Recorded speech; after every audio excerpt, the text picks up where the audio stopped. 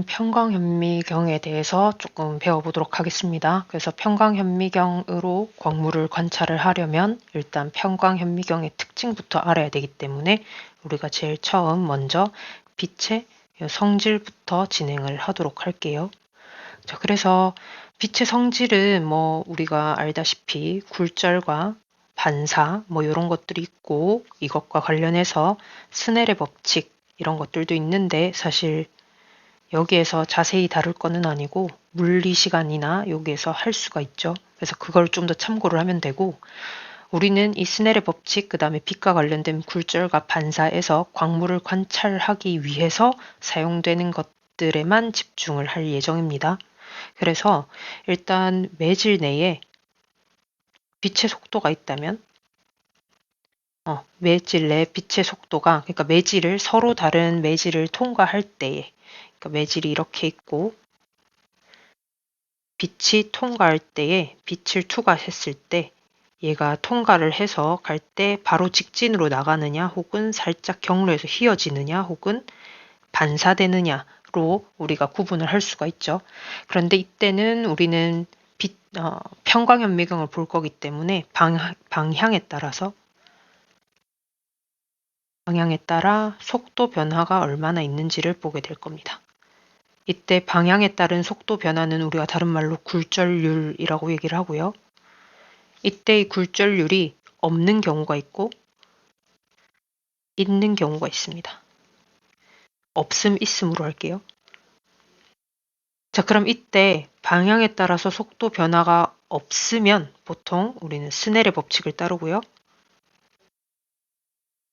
그 다음에 방향에 따라 속도 변화가 있으면 스넬의 법칙을 안 따릅니다.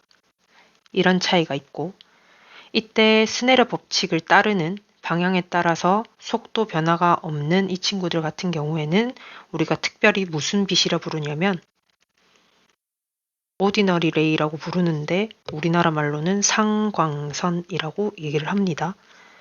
이때 상광선 같은 경우에는 광축의 항상 수직이죠. 그러니까 광물을 놓았을 때 이 광물이 가지고 있는 광축의 항상 수직인 걸로 이제 나오고 그 다음에 방향에 따라 속도 변화가 있는 친구들을 뭐라고 하냐면 extraordinary ray라고 합니다. 얘는 이상광선이라고도 얘기를 하죠. 자, 그럼 여기에서 상광선만 있는 오로지 상광선으로만 구성된 친구들을 뭐라고 하냐면 얘만 있는 애를 광학적 등방체라고 얘기를 하고 extraordinary ray랑 ordinary ray랑 그러니까 상광선이랑 이상광선이랑 두 개가 동시에 존재하는 그러니까 광학적 등방체가 아닌 애들을 광학적 이방체라고 하는데 광학적 이방체는 두 가지의 경우가 있습니다. 이 경우 자, 설명을 해드릴게요. 광학적 이방체는 그러니까 등방체는 방향에 따라서 같은 거고 뇌는 방향에 따라서 다른 건데 광학적 이방체는 케이스가 두 개입니다. 하나는 상광선이랑 이상광선이랑 섞인 경우 하나는 이상광선만 있는 경우 그래서 이때 광학적 이방체인데 상광선이랑 이상광선이랑 섞인 애들을 뭐라고 하냐면 그 중에서도 일축성 광물이라고 얘기를 하고 그 다음에 광학적 이방체는 이상광선만 있죠. 얘를 뭐라고 하냐면 이축성 광물이라고 얘기를 합니다. 그러면 우리 아까 상광선에서 광축의 수직인 친구들을 봤었는데 그럼 여기서 말하는 일축성 광물과 이축성 광물의 경우에는 일축성 광물과 이축성 광물에는 축의 개수가 한 개이냐 혹은 두 개이냐로 나뉘게 되는 거죠. 그래서 일축성 광물 같은 경우에는 광축이 한 개고 얘네는 어떻게 나뉘어지냐면 광물을 통과했을 때에 하나는 상광선 하나, 이상광선 하나로 나뉘어지게 됩니다. 자, 그런데 광학적 이방체에서 이축성 광물 같은 경우에는 우리가 이때까지 했었던 이 상광선, 이상광선이라는 용어를 쓰지 않고 무엇을 쓰냐면 오로지 두 개의 이상광선만 나오고요. 이때 굴절률의 차이, 그러니까 속도, 매질을 통과했을 때의 속도에 따라서 패스트 레이와 슬로우 레이로만 나뉘어지게 됩니다.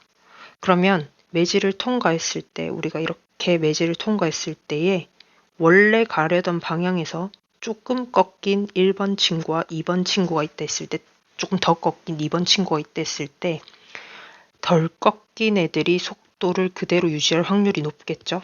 속도가 덜 감소합니다. 그렇기 때문에 패스트 레이 같은 경우에는 굴절률이 작고요. 슬로우 레이는 굴절률이 큽니다. 이 정도만 알아두시면 되고, 그럼 이게 도대체 무엇이랑 연관이 되는가? 이게 도대체 왜 편광 현미경에서 우리가 이 빛을 배우게 되는가 얘기를 하면, 원래 암석은 되게 두꺼워서 빛이 통과를 하지 않죠.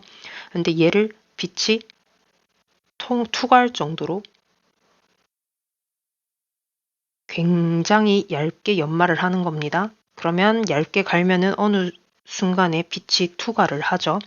투과했을 때를 이제 보는 건데, 자, 요게 바로 편광현미경입니다. 제가 직접 좀 따서 그렸어요. 조금 출처나 이런 걸 밝히기가 조금 상그러울 것 같아서. 보통은 이런 식으로 되어 있을 거고, 대학이나 고등학교, 뭐 학교 이런 데서 거진다 이런 것들을 쓸 겁니다. 한 가지 그 생물학에서 쓰는 현미경이랑 다른 거는 여기 있는 이 재물대 스테이지가 회전을 합니다. 그래서 얘부터 보면 여기에 보통 박편을 놓거든요. 이런 식으로 박편을 놓고 얘를 돌립니다. 그래서 얘를 뭐라고 하냐면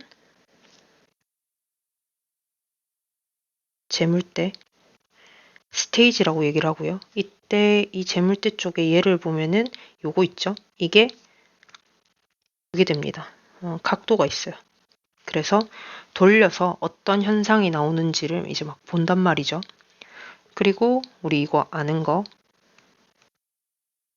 얘는 저반 렌즈죠. 적읍시다. 저반 렌즈의 주요한 특징 중에 하나는 얘네들이 돌아갑니다. 그래서 본인의 미간에 따라서 얘를 이렇게 움츠릴 수도 있고 늘릴 수도 있는데, 이때 한 가지 주의할 점은 양쪽 눈으로 이렇게 해서 바라봤을 때 상이 하나로 겹쳐져야 돼요. 양안시라고 하죠. 하나로 해서 이 박편의 그 상을 관찰을 하시면 되고, 안 그러면 머리가 아픕니다. 그리고 편광현미경의 특징 중에 하나는 아까처럼 편광을 이용을 해야 되기 때문에 여기에 빛을 쏴줍니다. 빛을 조절을 해야 되고, 그래서 항상 얘는 전기가 필요해요. 전기가 필요합니다. 그리고 얘네들 조동 미동 나사죠? 나사.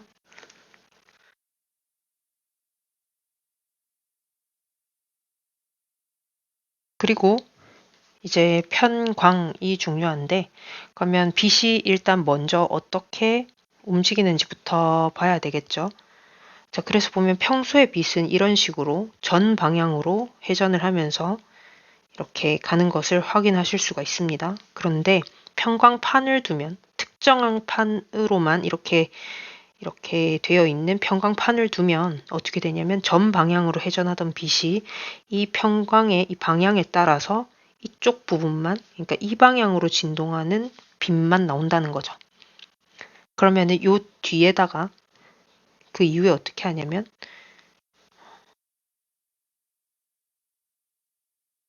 이 뒤에다가 이렇게 똑같이 요 편광판 1번 편광판이 있어요. 그 다음에 2번 평광판을 두는데 방향을 어떻게 하냐면 이렇게 원래 1번 방향에서 평광을 했었던 이 방향에 수직한 방향으로 둡니다. 그러면 정상적인 상황이라면은 이 방향으로만 나왔는데 이 방향이 수직한 방향으로 빛을 통과시키니까 아무 빛도 못 나가게 되겠죠. 그래서 우리는 까만 화면, 아무것도 안 보이는 것만 볼 수 있는데 그 사이에 무엇을 하냐면 여기다가 광물을 넣는 거죠. 광물을 넣으면 아까 봤었던 그 굴절 때문에 원래 아무것도 안 보여야 되는데 광물 때문에 이 빛들이 굴절을 하면서 눈에 보이게 됩니다. 즉 그걸 이용을 하는 거고 그래서 요 위에다가 이렇게 박편을 두는 거죠. 자, 그럼 조금 더 봅시다. 그러면 그거를 확인하기 위해서 이제 이 평광판 하나, 제일 밑에 두는 거 평광판 하나, 여기 앞에는 빛이 이렇게 있고 이게 바로 이쪽에 들어갑니다. 자, 그래서 치워지는 걸로 하는 게 낫겠죠? 그래서 얘를 뭐라고 하냐, 요 밑에 있는 얘를 뭐라고 하냐면 하부 평광판이라고 하고요. 그래서 하부 평광판은 보통 건들지 않습니다. 그래서 하부 평광판을 보시고 그 다음에 위에 여기 보면 짝대기 같은 것들이 아마 망원경이란다. 현미경을 보면 이렇게 두 개가 있는데 그 중에서 이런 식으로 인, 아웃이 표시되어 있는 위쪽 조금 두꺼운 판때기거든요. 걔네가 바로 상부 평광판입니다. 그리고 상부 평광판 아래에 무엇이 있냐면 어떤 파장에 숫자가 적혀 있는 애들이 있는데 얘가 바로 액세서리 플레이트인데 여기서는 다루진 않을 겁니다. 그리고 이 상부 평광판과 액세서리 플레이트 사이에 플라스틱 링 같은 게 있는데요. 얘가 돌아갑니다. 그래서 잘 보시면 여기에 B라고 적혀 있는 경우가 있어요. B나 혹은 다른 알파벳 수술에 있는데 얘가 바로 버트랜드 렌즈입니다. 한글이 이게 맞는지를 모르겠어요. 영어로는 이렇게 씁니다.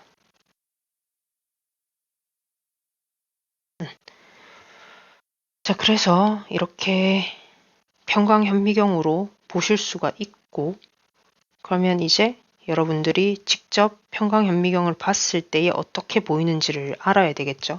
그래서 하나만, 그러니까 우리가 평광현미경을 볼 때 반드시 체크하셔야 될 거는 광물을 올려놓기 전에 아까 수직이 돼 있는지를 봐야 되기 때문에 하부와 상부 평광판이 서로 수직인지를 확인하셔야 돼요. 그거는 빛을 켜고 광원을 켜고 어떻게 해야 됩니까? 까맣게 보여야겠죠? 그러니까 직교하에서 상부 평광판을 집어넣은 상태, 그러니까 얘를 집어넣은 상태에서 그 상태를 직교 상태라고 합니다. 직교 상태 혹은 직교 니콜 상태라고 하는데 직교 니콜 상태에서 아무것도 안 보여야 돼요. 까맣게 보여야 됩니다. 까맣게 보이지 않는다 하면 상부 평광판이 돌아가 있을 확률이 크고요. 그 다음에 학교나 이런 데서 관리가 잘못됐다고 하면은 하부 평광판이 돌아가 있을 확률이 큽니다. 하부 평광판이 돌아갔는지는 어떻게 확인하느냐? 하부 평광판에는 여기 요렇게 해서 요 부분에 그 0.2부터 0.8까지 적혀 있는 숫자들이 있고 얘네를 이렇게 돌릴 수 있는 나사 같은 게 있습니다. 그래서 이 빛을 얼마나 그 크게 많이 받을 건지 작게 받을 건지를 보는 게 있는데 걔네들이 정면을 보지 않고 약간 돌아가 있는 경우들이 있거든요. 그래서 얘네랑 이 하부 얘를 우리가 보는 방향으로 해서 우리 눈에서 바로 볼 수 있게끔 맞추고 그리고 그 위에 있는 상부 평광판을 돌려 놓으시면 되겠습니다. 그래서 수직을 꼭 맞춰야 광물을 보실 수가 있어요. 그러면은 이제 여기서부터는 광물을 봤을 때의 실제 박편 사진을 보고 볼 건데 요거는 끊었다가 다음 영상으로 가죠.